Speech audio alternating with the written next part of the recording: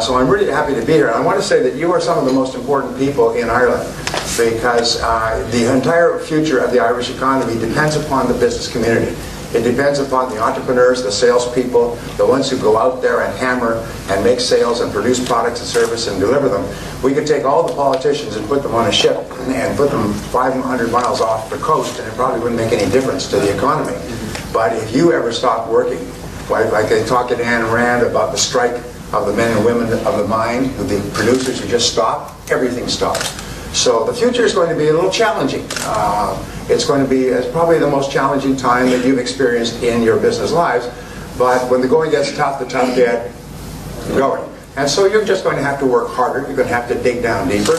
I know that in my life, we have good times, and the good times go on for a long period of time. We start to get kind of sloppy. We kind of coast. We go to work, and we have coffee, and we read the paper, and we surf a little bit of internet, maybe do a little business during the day, and go out on the weekends and watch sports and so on. Well, those days are gone, at least for the foreseeable future. An economic crisis, I'm an economist by avocation, an economic crisis, usually you get through it in about 9 months. That's the average for economic ups and downs. But a financial collapse like we have experienced here, in which we're having very serious problems in the US, usually takes 5 to 7 years. Now nobody likes that, but that's the reality. And Jack Welch, the head of General Electric, was once asked, what are the most important principles of leadership? And he gave 7. But number 1 is what he called the reality principle. The reality principle is see the world as it is, not as you wish it were. In other words, be very honest and objective with the world as it really is.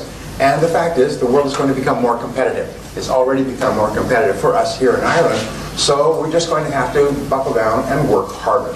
But the good news is that if 10% of the economy has gone sideways, the other 90% is still functioning. People still need to eat, they need to dress, they need to drive, they need homes. And so there's always going to be business for the hustlers. And I say that in a very complimentary way. Thomas Edison once said, good things come to those who wait, but only what's left over from those who hustle.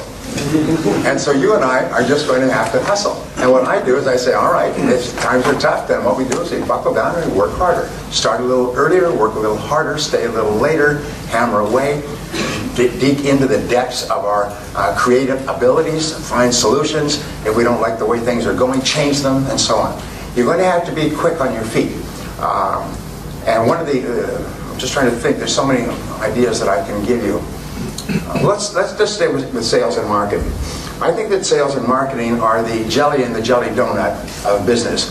It's really the core. We say nothing happens until a sale takes place. And so your job and my job is to make sales take place. And when I started off my career, I started off quite humbly. My family never had any money. We were always broke. Our family theme song was, I can't afford it. We can't afford it. We can't afford it. Sung in every chord and bar. I think you may have grown up with the same theme song. And so when I started off, I didn't graduate from high school, and the only thing I could do was laboring jobs. And I worked at laboring jobs. I worked digging ditches, washing dishes in the back of small hotels. I worked on farms. When I was 23 years old, I was an itinerant farm laborer. I was working on the farm during the harvest. I was sleeping in the barn at night, getting up when it was pitch black, eating breakfast with the farmer's family, and then getting out into the field to buy first light so we could get the crops in before the first frost. I was uneducated, I was unskilled, and at the end of the harvest, I was once more unemployed. And so when I could no longer find a laboring job, like you, I got into sales. Don't give me that, oh no, this is my career path. Sales is the ultimate default profession in Ireland. If we don't go forward into it, we fall backward into it. Sort of like backing up a car at night. You know, back when you hit something, whoa, you get out to see what it is. It's a sales job. So you say, well, I'll give that a shot. So we give it a try. 80% of people who get into sales still are giving it a try. They're going through the motions. In fact, some of the interesting studies that have come out, 25 years of research, show that if you take the 80-20 rule, the top 20%, like the people in this room, and the bottom 80%, they find that the bottom 80% have a kind of a mindset, which where it came from we don't know, but what they'll do is they'll work reasonably hard during their first year to master their craft so that they can do it well enough not to get fired. and then they flatline and they never get any better. So 80% of the population in almost any field never gets any better. Whether it's doctors or lawyers or architects or engineers or business people, you'll find people who graduated from fine universities who haven't read a book in 20 years and they're damn proud of it. They don't read, they don't learn, they don't grow, they don't go to courses. Somehow they got this idea that you get your education and then it's over. But today, in the modern age, you get your education, and then you get your education, and you get your education. And if you ever stop learning and growing, you'll be very quickly passed by somebody who continues to learn and grow. So the top 20% of people, they find, are very different in that they're constantly upgrading their skill set. They're constantly getting better. Whereas the bottom 80% are just flatline. Well, anyway, I got into sales. I got the 3-part sales training program, which was here's your cards, here's your brochures, and there's the door. Just go out there and talk to people. I find that 70% or more of all companies do no sales training at all.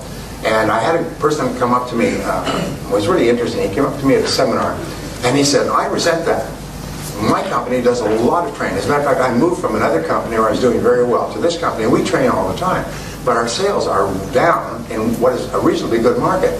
So I don't think there's a link between sales training and sales results. I said, let me guess. I bet you do product training. I bet you do training on your product, but you don't do sales training. He stopped. He said, oh my God. He said, you're right. That's all we do is product training. We train people on what's in the product and how it's made and so on. He said, and he sort of his eyes were opening. He said, in my last company, we did sales training all the time. We trained people on how to go out and make appointments and talk to people and ask questions and determine customer needs and so on. And here in this company, we don't do any of that. We just do product training. Oh my God. He said, thank you so much. And he wrote to me about 2 months later. He was a sales manager. He went back in and he stopped the product training. He said, you can do that on your own. And he began to initiate the sales training process that he had learned in his previous work. And his sales for the whole company just took off. And most people don't realize that. Many people in business, many people who own businesses have not been in the field. They've not sold. So they don't understand that sales training is so important. And so anyway, so I got this 3-part sales training program. And for about 6 months, I struggled. I was working on straight commission, knocking on doors, knocking on office doors, and selling products from door to door. So I'd knock on doors, and they'd say, well, it sounds like very good, let me think it over. And I'd go to the next door, let me think it over. The next door, let me think it over. Let me think about it, let me think it over. I soon had that whole city thinking about it. I expected at any minute the dam would break, the phone would fall off the hook, and all those people would have finally come to the conclusion to buy my product. It wasn't until later that I learned that the words, let me think about it or let me think it over, mean goodbye forever. You're a lousy salesman. I'll never see you again or talk to you again. I'll never take your phone calls or your emails or your cover little letters. Is we will never meet again. Goodbye, goodbye. Well, I would go, and I wasn't afraid to work because at least it was clean work. So I'd get up in the morning, and somebody said, you know, sales is not a sales business, it's a rejection business. So the more you get rejected, the more sales you'll make. So go out there every day and get hammered. So I would go out and I would start, first of all, at 8 o'clock and then at 7:30. Pretty soon I'd get up at 6 in the morning and I'd be in the parking lot at 7:30 when people came to work. And I'd say, hello, good morning, I'd walk in with them. And I would work all day. Then I used to run from door to door so I could be rejected more often. And then at night, in the evenings, I would go out and I would knock on doors in apartments and neighborhoods, home doors. And I'd work till 9 or 10 o'clock at night. And I still wasn't making any sales. And I just couldn't understand it. And this went on. Every so often I'd make one sale, which would keep me alive, just barely keep me alive to the next sale. After about 6 months, I noticed there was one guy in our office. His name was Pete. And Pete would roll into the office at about 9:15. Customer prospect would come in. They'd have a nice little talk. Ho, ho, ho. You wouldn't know what they were saying. Customer would pull out a checkbook, write a big check, sign the order. Pete would go out, make a couple of additional calls in the morning, have lunch with another prospect, make a sale, make more sales in the afternoon. Pete was earning 10 times as much as anybody in our company, and he wasn't even working very hard. Here I was just hammering away and barely surviving.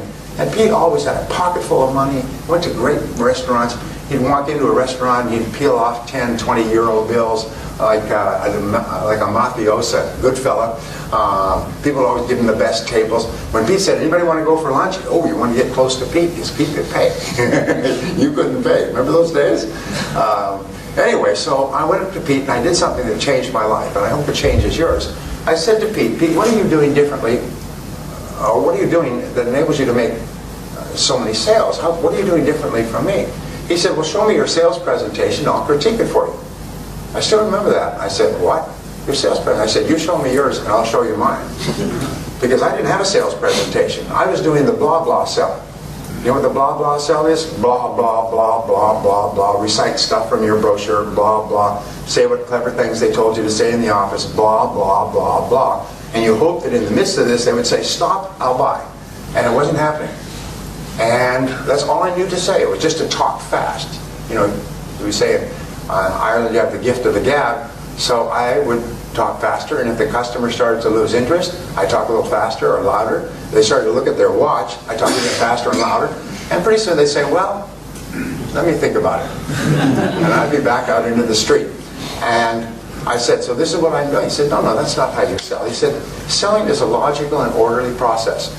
And it has 7 parts to it. And if you follow the parts in sequence, sales come out the other end. It's almost like a production line. And if you don't, you don't. And the sales don't happen. It's just, it has nothing to do with you as a person. So he showed me, and he took out a piece of paper. He said, let me show you a typical presentation.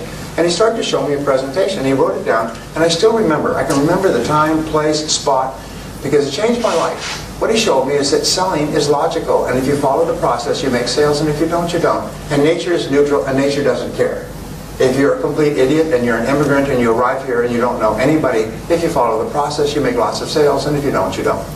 I learned later that Pete, when he had gotten out of college, and he hadn't done particularly well, he got a job selling for a large company. And the company trained him.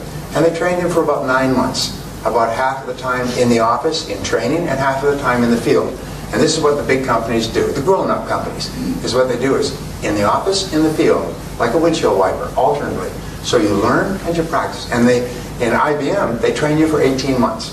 And at 18 months, if they are satisfied, for the first time, you can be alone with a customer. Up until that time, you're always supervised by a supervisor who goes out with you until they reach the point where they feel that you are capable of being alone with a customer for the first time. 18 months of training. And at IBM, and I worked for them about 30 times as a speaker, IBM then went on to conquer the world. Because their salespeople were considered the best salespeople in the world. They could go into any market, anywhere, any company, under any situation, and sell tens of billions of dollars worth of product. And once you met an IBM salesperson, there was a bounty on IBM salespeople. I worked with these personnel consultants or executive recruiters. They would be sent out into the field to see if they can get an IBM person. Hire them. If you can get an IBM person to come and work for us, we'll pay them anything. Couldn't get people away from IBM. IBM paid their people like kings and queens. They lived in beautiful homes because they knew that the whole focus from Thomas Watson Sr., who founded IBM in 1928, the whole focus was on the salespeople. Train them and train them and train them like an elite, crack military team. Whereas the other companies just standing there and say, yeah, here's your cards, here's your brochures. Couldn't understand why IBM was eating their lunch. I learned later, and I worked with probably 1,000 big companies and thousands of small ones. All the big companies train and train and train like crack athletic sports teams. And all the average companies take training indifferently. They maybe listen to a tape once or have a little pep talk in the office. And so what he told me was this is how to sell. Pete, by the way, could now go, after he had been trained, he could go into any industry or any company in any economy or even any country, and he could be earning 10 times as much as another salesperson within 30 days because he was fully trained, almost like a chef or a diesel mechanic or a doctor. He had the training. All you had to do is put it in place. So he told me these things, and I always thought I had died in heaven. And I took notes, frantic notes, and instead of talking all the time, I asked questions. And instead of blah, blah, blah, I listened carefully to answers, and customers began to respond to me differently. And they began to be open to my offerings, and then they began to buy my products or services, and then my sales started to go up and up and up. They began to hockey stick. Well, what I learned, grab some water here. what I learned was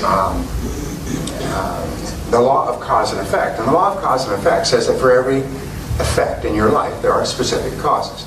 If you want to get high sales results, then what you do, that's the effect that you desire, then what you do is you find out who is getting high sales results, and you do the same things they do over and over again. You don't deviate, you don't go off the reservation, as we say, you don't do your own damn thing. What you do is you learn the sales process meticulously until you can do it in your sleep, and then you can be more creative. Then you can add your own personality or temper. If you go to a culinary school, they will teach you how to make the great dishes.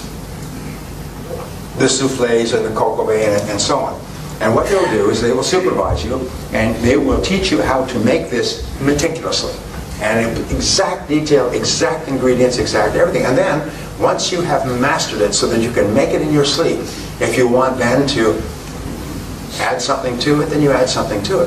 The big mistake I have found in almost every field, but especially in sales, is that people start to learn how to sell and then they go off and do their own damn thing. They go off the reservation and they say whatever they want. They deviate, which is why the big companies send a supervisor out and they watch them and no deviating. Just like a school marm with a ruler, they give them a smack. You deviated from the professional selling presentation we use. And a professional presentation will increase your sales by 500%. Literally once you've learned the presentation. It's almost like becoming a fast gun and able to draw and fire. And you, as a professional, can outsell your competitors. You can sell higher priced products against lower priced competition. You can sell more products against companies that advertise or have been in the business forever. You can walk into a market and you can eat it alive if you know what you're doing. If you don't, what happens is you'll be struggling, you'll be frustrated, you'll be worried about the economy. Well, what I learned over the years, and by the way, the research on this is tens of millions of dollars. One series of companies came together, put together a pool of tens of millions of dollars, and paid for 55,000 sales calls to be carefully videotaped and vetted by professionals. And what they did is they would interview the salesperson before the sales call and say, what do you expect to happen? They would interview the customer. Why are you meeting with this salesperson and what is your expectation? Then they would videotape the sales calls and they would look at them and they would then run them dual screen so that you have the salesperson's face and the customer's face throughout the sales conversation.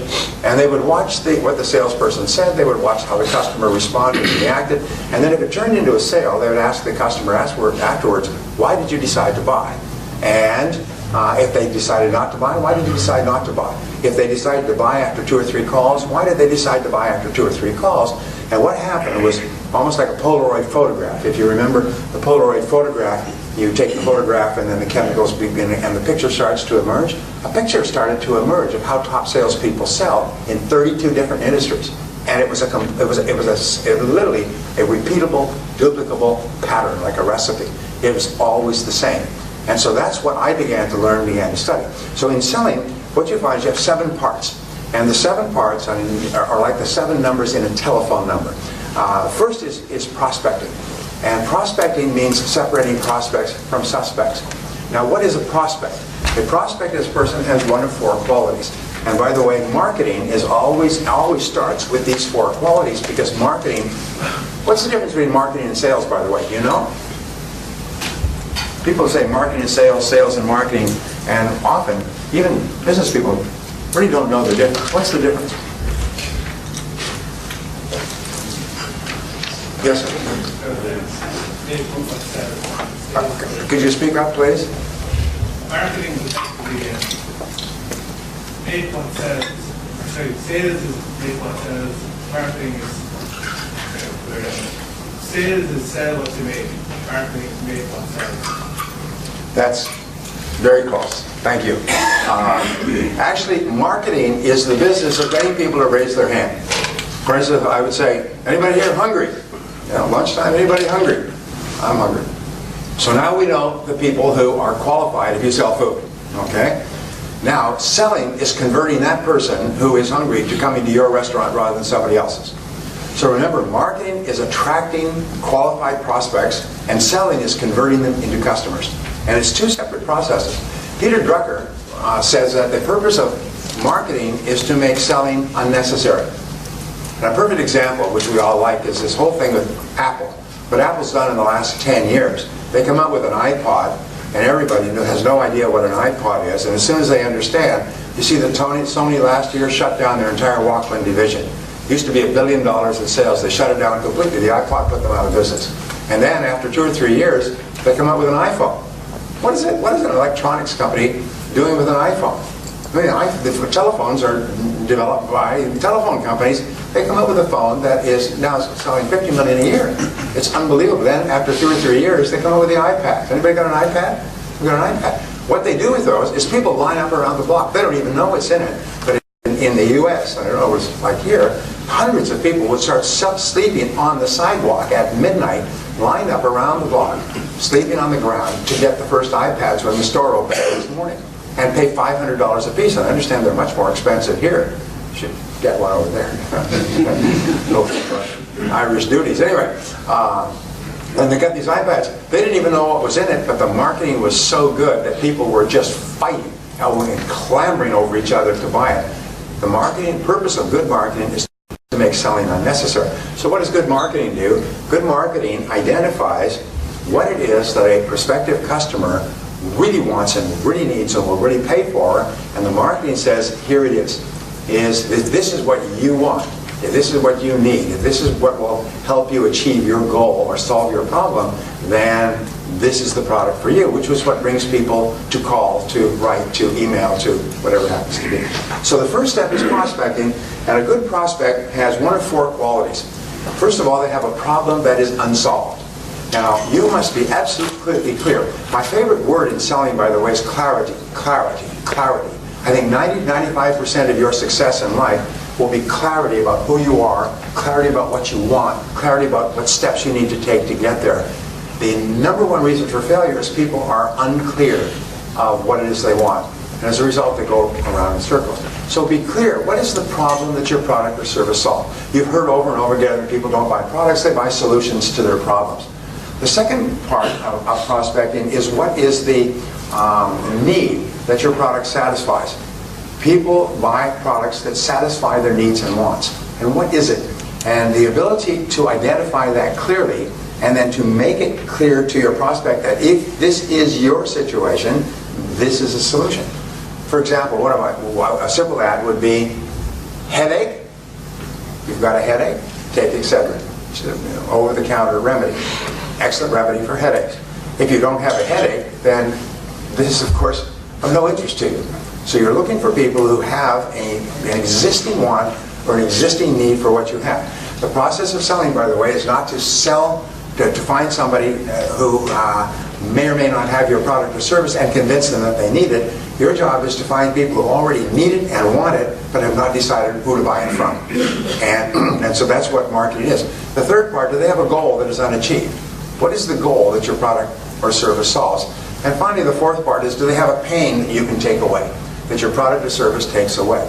Now here's an interesting discovery, is that nobody cares about your company. I hate to be the bearer of bad tidings coming from over the great oceans, but nobody cares about your company, and nobody cares about your product or service, and nobody cares about your background and experience, and nobody cares about you. Nobody cares, nobody cares, nobody cares but you. They don't care what your product is, they only care what your product does. And this is very important to understand. Whatever business you're in, you are in only one business. You're in the business of improving the lives and work of your prospective customers. You're in the business of improvement. From time immemorial, going back 6,000 years to the ancient Sumerian markets, customers buy only one thing. They buy what the product does to improve their lives or work. They buy improvement. So whenever you talk about your product or service, you talk about it in terms of how it improves the life or work of others. Now here's a test for you, and it's a great test. Imagine that you get onto an airplane and through good luck you upgrade it to business class, and you're sitting next to a business person who may be a prospect for you, all right? And the person turns to you and says, what do you do? And you answer them in terms of what your product does to change the life or work of a customer. But you do not mention your product or your service or your company. If you can describe your product without mentioning your product, service, or company, then you know what you're doing. If you have to say, well, I work for ABC company and we sell this, that means that you have no idea what you're doing. You should probably go back to, working for wages somewhere. McDonald's will be hiring. Questions. But you can have 3, 5, 7. Always an odd number is better than an even number. And then you write it out, and you do it in 14-point font, so the person doesn't have to squint to read it. And you space it out so there's room for a person to take notes. So here's your letterhead, and on the top you write these words: agenda for meeting with. And you write the client's name and make sure that it's spelled correctly, time, date, place, all right? And then you have 7 questions. So when you come in to see the prospect, there's a way of selling that I've used over the years. It's called going in naked. And going in naked means no brochure, no briefcase, nothing. You go in with nothing in your hands. And all you have is an agenda. Maybe you have 2. And you pull it out and you say, Mr. Prospect, I know how busy you are, so I've prepared an agenda for our meeting today so that we can talk quickly and efficiently. Would that be okay with you? Customers absolutely love it when you have an agenda. You're not going to sit there and talk endlessly. You have an agenda. And I've prepared 1 copy for you, and you give them a copy of the agenda. When I go on sales calls, by the way, I just carry a simple portfolio, just 1 leather portfolio, which is very simple, has a pad so I can take notes. That's the closest I get. Don't take a briefcase at all. Leave the briefcase in the car. You can always go back and get it if you need it. All right? And so you give them the agenda, and the agenda has 7 questions. You say, look, I'm not here to sell you anything today. All I would like to do is ask you these questions and see if we can't help you achieve some of your goals in a cost-effective way. Would that be all right? Customers say, sure. And I've spoken to customers about this. I said, has anybody ever used an agenda on you? They say, yes. And I said, how did you feel? They say, they love it. They love it. And your credibility goes straight up. Because now you've positioned yourself not as a salesperson, but as a consultant, as an advisor, as a friend, as a helper. You're not there to sell them something. You're there to help them improve their life or work. They say they love it. And so your questions go from the general to the specific. From the broadest question, like, what are you doing now in this area? And how is that working for you? And what are your plans for this, in this area in the future? And what sort of budget do you have? And what sort of things are you looking at, or other companies, and so on? And what kind of timelines do you have? So you go from general to specific. And at the end of asking 5 or 7 questions, 7 is my favorite, the person can take notes. They can take notes because you've left lots of room, and very often it's clear that the customer, yes, does want, does need, and can use and can afford your product or service. And you haven't tried to sell at all. We call this selling without selling. All you've done is ask good questions. Customers also love it when you have a track to run on, when it's clear that you're going somewhere with your questioning and they've got it written down. And then they can take it away and they can talk to someone else and say, you know, Connor was in here this morning and he was talking about this, and he's got some very, very good questions here that we need to think about. And they can show it to other people. They can actually sell internally. You know that 95% of the sale takes place when you're not there today. This is another thing they've found. Is people don't buy there. They say, well, let me consider this and go over it with the other decision makers, my wife, my husband, my boss, and so on, and let us talk again. And so sometimes your major goal in your first meeting with a client is just to determine whether or not they're a suspect or a genuine prospect. And then your second goal is to come back. Your goal is a second meeting to come back with. Sometimes we call this two-step selling. Is the first meeting is to find out if they're a prospect. The second meeting is to show them what your product or service can do to help them based on the information you've gotten from the first meeting. And what this does is it creates a low-stress, no-stress environment where it becomes clear that you are a professional who's here to help them. You're not here to sell them anything. They don't have to be defensive. They don't have to be watching what they say because you're not trying to sell them anything. And in reality, you are selling because you're building your credibility to a very high level. Now, the other thing that we know is that asking questions is the key to building trust. And talking is not. So you'll find that the very best sales professionals ask questions, and then they listen carefully to the answers. There's some interesting psychological work that says that when you listen intensely to a person when they're talking, their self-esteem goes up, their blood pressure goes up, their galvanic skin response increases. They actually experience physical and emotional changes when they're intensely listened to by a professional person like yourself. So you'll find that all great salespeople are great listeners because listening builds trust. So how do you get a chance to listen? By asking questions. And so you find that that good salespeople are not what they have in the movies. They're fast talkers and quick thinkers and so on. Good salespeople are very genial people. I've had the opportunity over the years to work with what they call the top of the table, which is the top insurance salespeople in the world. They have the $1 million round table, and then they have the top of the table, and then they have the core of the table. Is it the core of the table? As you go higher and higher and higher, upward hundreds of thousands of people, only an elite that is earning anywhere from $500 to $1 million a year actually gets in there. Some of them are making several $1 million a year. So I was visiting one of these groups and speaking in Hawaii a few years ago, and there were about 300 or 400 of them from all over the world. And the interesting thing is you meet them on the lobbies, and you meet them at dinner, and you meet them around the resort, beautiful resort. And they're all some of the nicest damn people you ever met. They're nice, they're genuine, they're interested, they're interesting, they're warm, they're friendly, they ask a lot of questions. They don't even know who you are, but you just almost automatically like them. Because when somebody asks you questions and listens intently while you answer, you feel happy because somebody's paying so much attention to you. Interesting point, just as with regard to relationships, the word is that we always pay attention to that which we most value. We always listen to people who we consider to be the most important. And so, at home, if you really want to have a positive impact on the people at home, and I say this mostly for the men, because women know this already, is whenever the woman, or even your children, and I practice this all my life, talk to you, stop everything, turn off the television, put down what you're reading, and focus in on them like a laser beam. What I say is imagine that your eyes are sun lamps and you want to give the other person's face a tan. And just focus in on them and listen to them, lean forward and listen as though they're about to say one of the most important things in your life, and they're only going to say it once and you don't want to miss it. When you do this, you will be astonished at the effect on the other person. And if you do this with your wife, she'll think that you've been drinking or you're up to something. Because it will be so unusual. And so one of the things, and I've given this advice for years, the rule is that the first hour when you come home at night, I'm getting off track, but not really. The first hour when you come home at night is called the hour of power. And this is the hour where you recombine, you come back together again as a couple and as a family. And you don't let anything interfere with that hour of power, especially not the television. What do most men do is they come in, they say, where's the control? And they turn on the television and they go through the mail and they sit down and they watch television and they read the newspaper simultaneously. No, from now on, and I've had men come back to me and say, you cannot. It was astonishing. My wife took a week to get over it. He would come home and instead of talking, and men believe that their day has been the most fascinating period of time since Jesus walked the earth. You know?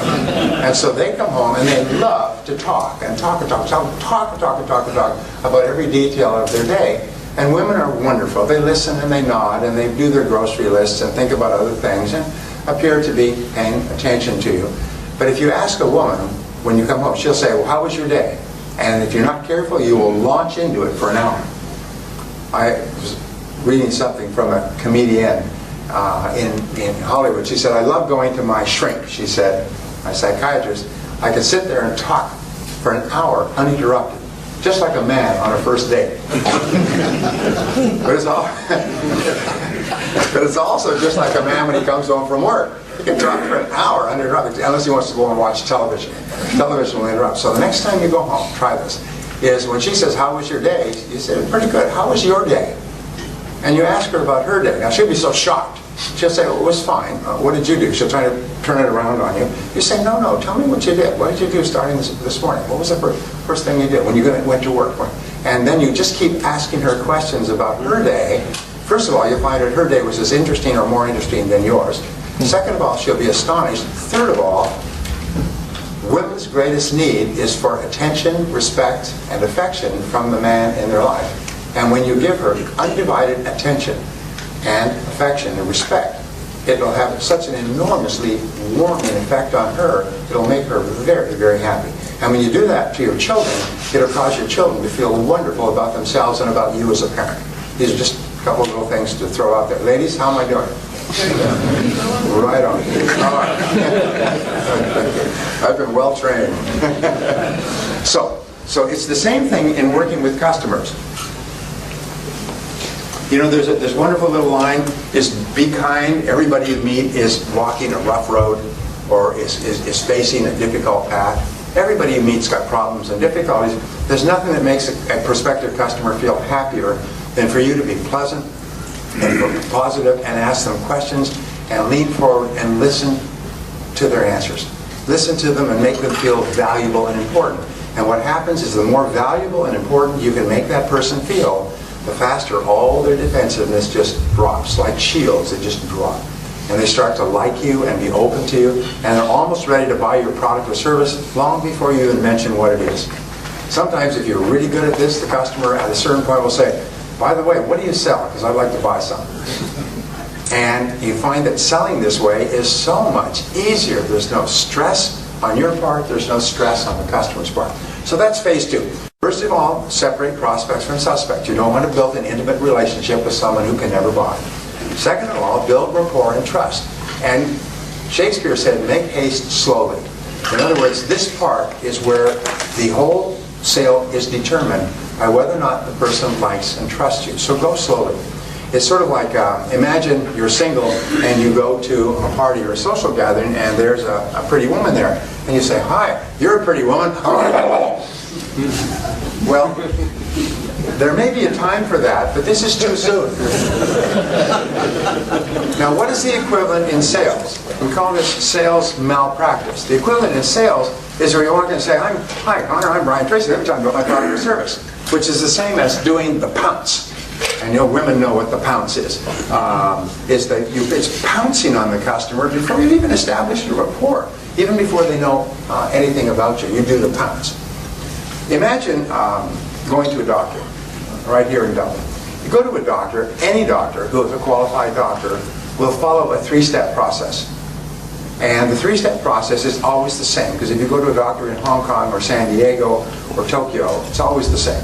First of all, first thing they will do is what? Go to the doctor, you've got an ache or a pain such that you've gone to the doctor. What's the first thing the doctor will do? Listen to you. They'll do an examination. Before you get in to see the doctor, they'll take your blood pressure, they'll take your pulse, they'll take your temperature and so on. And then you go in and the doctor will do an examination. A stethoscope, front, back, cough, bend over, and a whole bunch of other things. All right? Sometimes they'll do urine tests and blood tests and all kinds of things. But the first thing they do is an examination. A doctor would never think of doing or saying anything to you about your situation until they've examined to find out what it is. The second thing that the doctor will do is he'll take all that information, either at this meeting or later, and they'll bring it together, test, lab results, and they will create a diagnosis. And they will say to you, based on what we've discovered, based on what you've said, based on your aches and pains, this is what we think, this is what I think is the situation. And there's 2 or 3 ways that we can deal with this, maybe with pills, with surgery, with treatment, with waiting, and so on. And then they will give you a prescription. And the prescription or recommendation for a course of treatment is the third part. So if you can imagine 3 balls.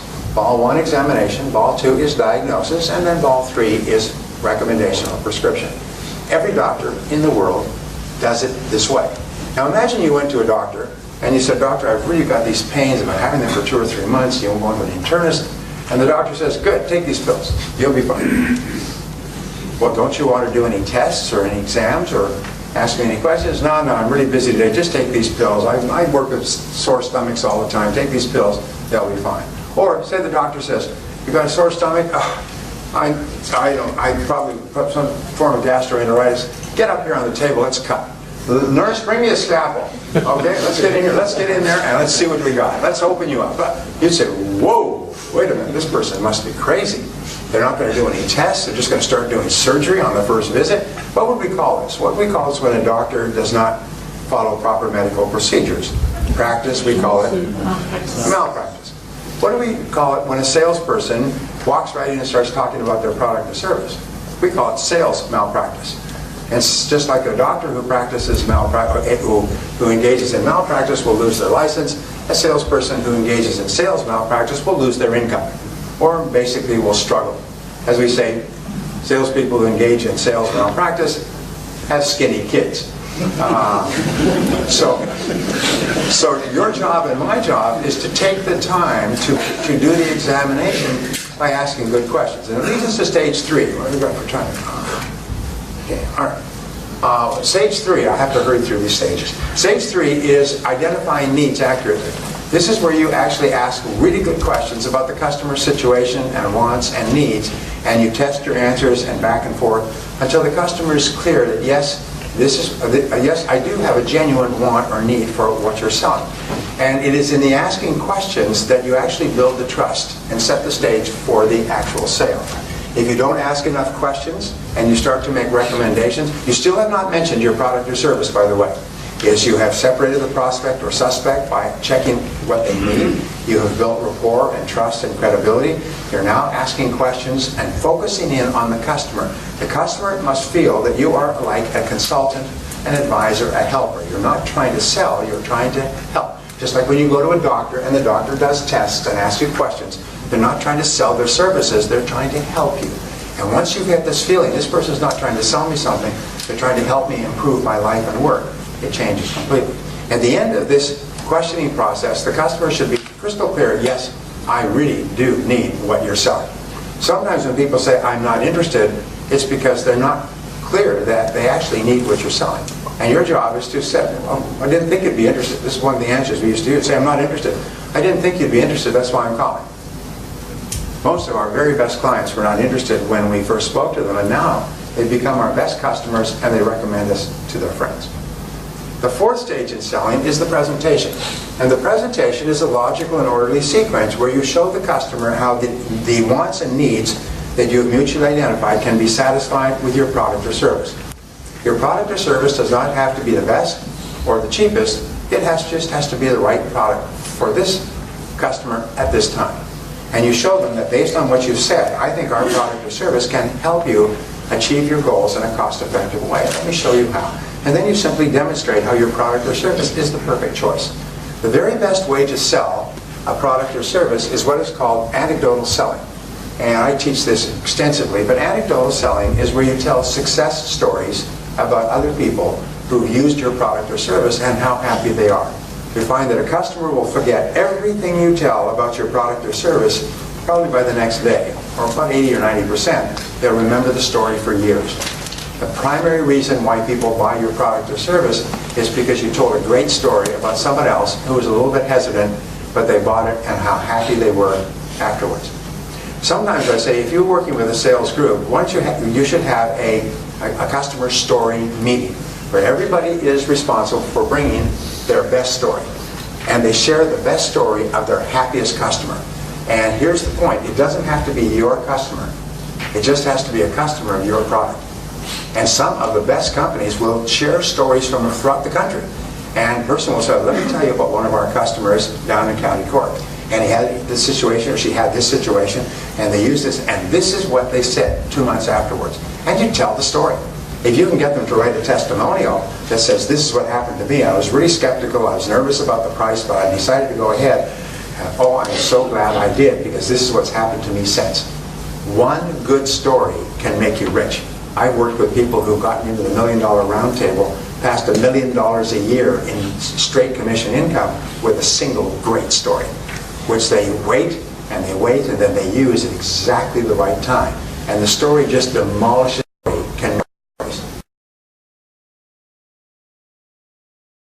and share stories.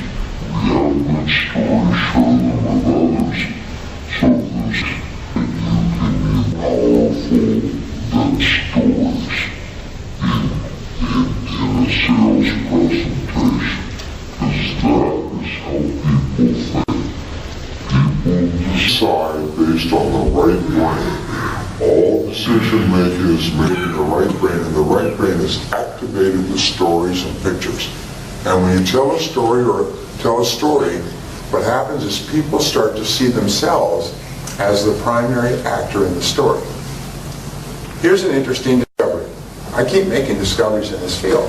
It is that a person cannot buy your product or service until they can mentally see themselves using it. If you are thinking of buying a new car and you go to a car lot, what's the very first thing that they do? They get you into the car and drive you. Why? It's because they know that it's not possible for you to drive a car by buy a car, standing there looking at it. They want to get you in it and feeling it and shifting the gears and smelling it and adjusting it. And they always take you on a particular route around these corners and everything else so that you get the feeling of the wheels. You know what I'm talking about? And so what happens is when you come back, you have a mental picture of what it would be like to own this car. Same thing if you're thinking of buying a home. They take you through every single room. They tell you how the kids could be here and you'd be here and you put the television here. But what they're trying to do is give you a mental picture. So when you go home, you have a picture of what it would look like. If you go to buy clothes, you'll find you buy clothes. What do they have all over the showing room? Mirrors, so that you can see what you would look like if you bought the clothes. So it's the same thing when you are selling a product or service. One of the most powerful sets of words you can use is just imagine. Just imagine if you were using this, or just imagine having this, or here's another thing you can say, it's called talking past the sale. When you are using this service, you will find that it does this. And when you use this service, you will find that you will get this. Or when you're using this product, you'll find you'll get this result. What you're doing is you're creating a mental picture in the customer's mind of how they will be after the sale. Remember, almost 100% of the decision to buy is determined by how the customer thinks he or she will feel after the sale. So always talk about how you will be after the sale. What it will do for you, the change or improvement that will take place in your life as a result of using the product or service. Here's the rule, and this is $1 million rule. 95% of your selling should be focused on the outcome, result, or transformation that takes place between where you are and using the product or service. 5% should be on the product, service, company, you, background, history, and everything else. 95% on the transformation. Because nobody cares about how you got there. They only care about what's in it for me. How will I be afterwards? All right? Notice when they sell vacation trips to the south of Spain or to the Canary Islands. They have a beautiful poster. They have this absolutely beautiful beach, warm palm trees, sunshine, clear sky. A couple, supposedly you and your spouse, you're supposed to project into that, walking on this absolutely beautiful beach or basking in this beautiful pool. There never seems to be anybody else around. You go there and half the population of Europe is there. So what you do is you get a visual picture of yourself and your spouse in a beautiful tropical area, quiet, tropical, sunshine, warm, and you get that picture in your mind. Now, you get the picture in your mind of packing your bags and going to the airport and parking your car and going through customs and security and getting on the plane and ordering drinks on the plane in the seat and getting to your room and under. No! You don't want any of that. All you think about is walking on the beach. All those things are the particulars. And what does travel companies sell? They talk about the trip to the airport and the flight, and they talk about picking you up at the airport and the hotel, and they greet you at the hotel. Nobody cares about that stuff. What we care about is getting onto that damn beach where there's 50 million other people, it turns out. This isn't the beach in the poster. The fifth part of selling is answering objections. And there are no sales without objections. Why is it that people have objections or questions about your product or service offering?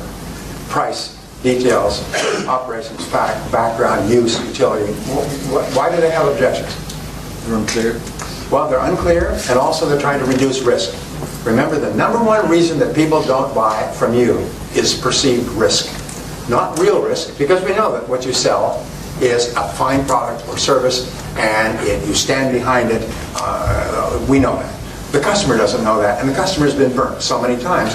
So the customer asks questions. What about this and what about that? To reduce risk in their own mind. To ask questions that someone else might ask. Why did you buy that? Well, what about this? And you say, well, I asked them about that, and it's okay because they have guarantees, warranties, service, follow-up, backup, and so on. So reducing the perception of risk is really important, and so people ask questions. Can I get it cheaper somewhere else? Most salespeople have what is called price neurosis, about 2/3 of salespeople. That means they think that price is everything. Even, especially here in Ireland, where we are a little bit sensitive to price. But they think that price is everything when if you do customer surveys after the purchase, where the customers say, what about the price, can I get it cheaper, cheaper, can I get it cheaper, cheaper, can I get it lower, I can't afford it. Customers get the feeling that price is a major issue. If you go back 30 days after the purchase and say, Mr. Prospect, why did you buy this product or service from this company? They say, oh, because I like the color, I like the size, I like the shape, I like the way it worked, and they had these features and benefits, you could do this, you could do that, and all these things, and it fitted in well with, they say, whoa, what about price?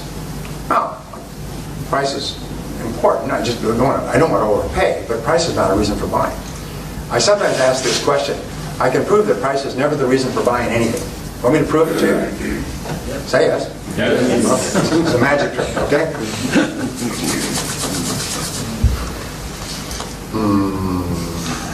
Is there a single person in this room who has a single item about their person that they bought solely because it was the cheapest available? I rest my case. Not a single person here has anything that they bought solely because it was cheap. You're not going to buy clothes because they're cheap, even though they're ugly and ill-fitting.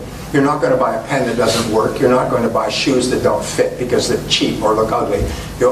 In other words, appearance, use, size, comfort, shape, fitting with your wardrobe, all these things have to be solved first, and then you want to get the best price. And what we know is that customers, even in Ireland, do not want the lowest price in most cases, and I'll tell you why. The only reason they want the lowest price is there's no difference between the two items. If the two items have the same respective level of quality, then they'll want the lowest price because there's no difference. But if there's a whole series of other features, they don't want the lowest price because the lowest price is always associated with what? Inferiority, poor quality, breakdowns, disappointments, anger, frustration. I wish I never bought it at all.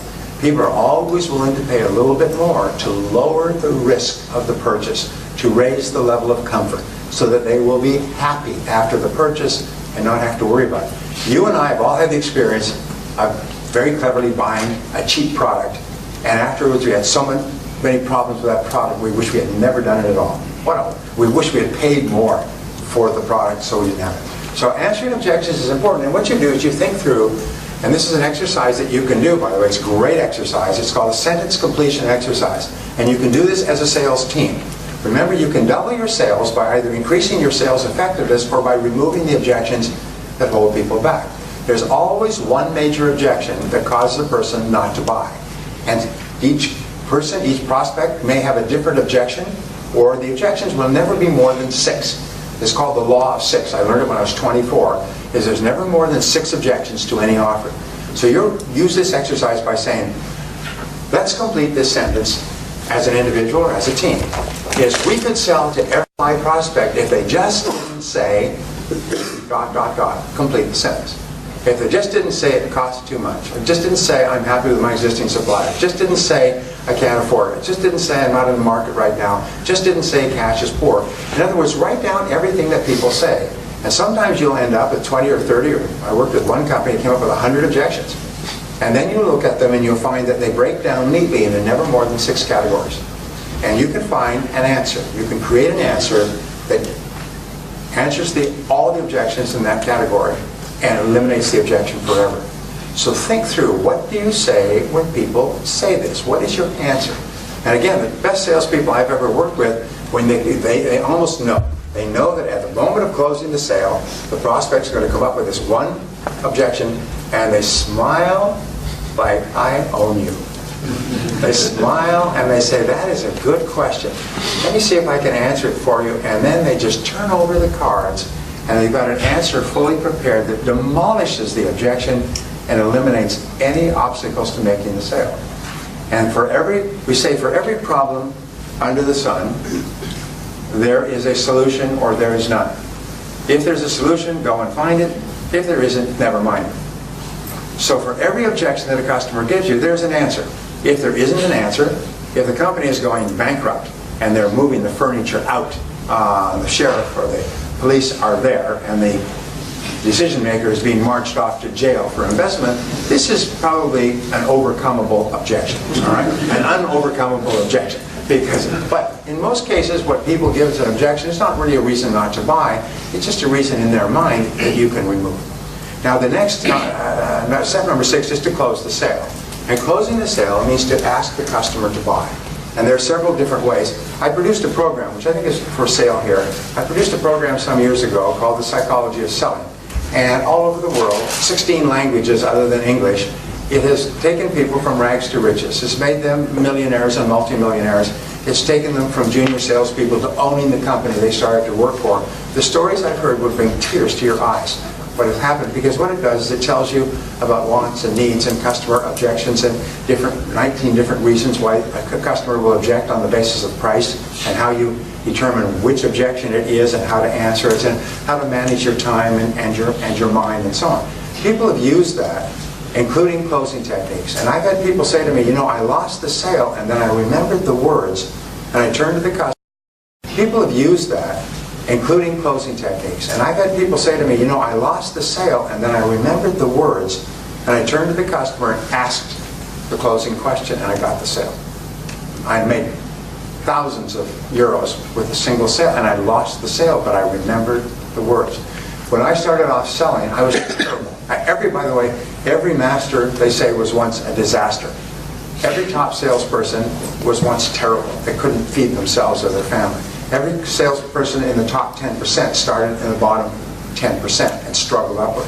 And when I started off, I was terrible.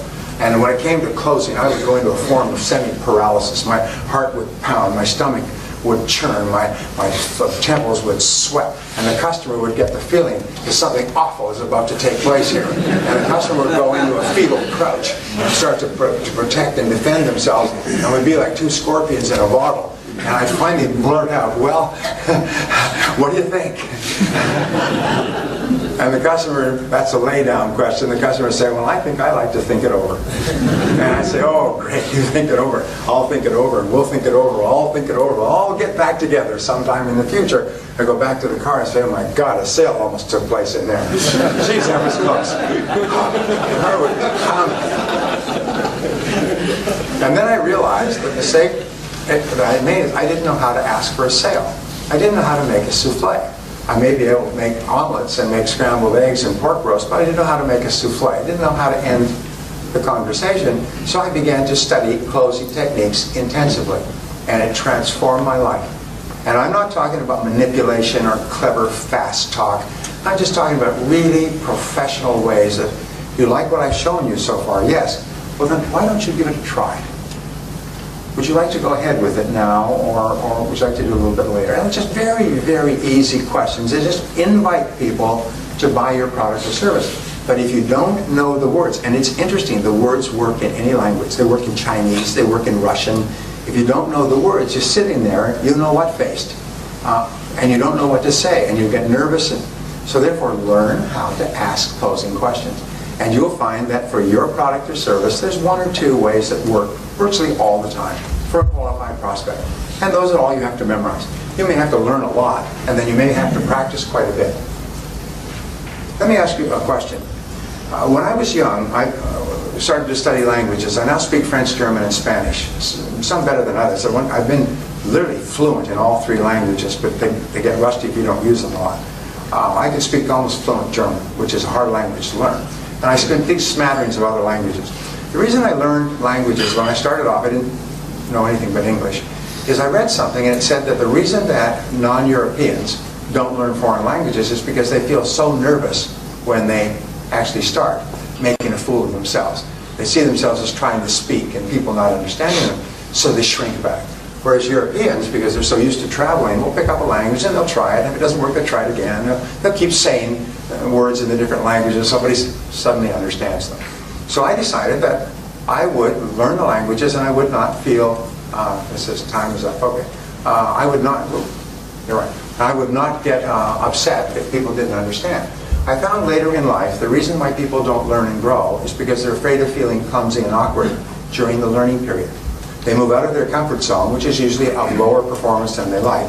But to get to a higher level of performance, they have to go through a discomfort zone. And most people, 80-90% of the population, shrinks from the discomfort zone. So here's the question. Can anybody here ride a bicycle? Say yeah. Yeah. All right.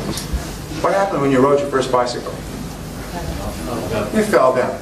Now, did you just lie there and cry and get up and go back out of the house and never try again? Or what did you do? You got back up on the bicycle and somebody ran alongside of you and so on. And you kept doing that until finally you could ride the bicycle by yourself. It's the same thing with learning any new skill.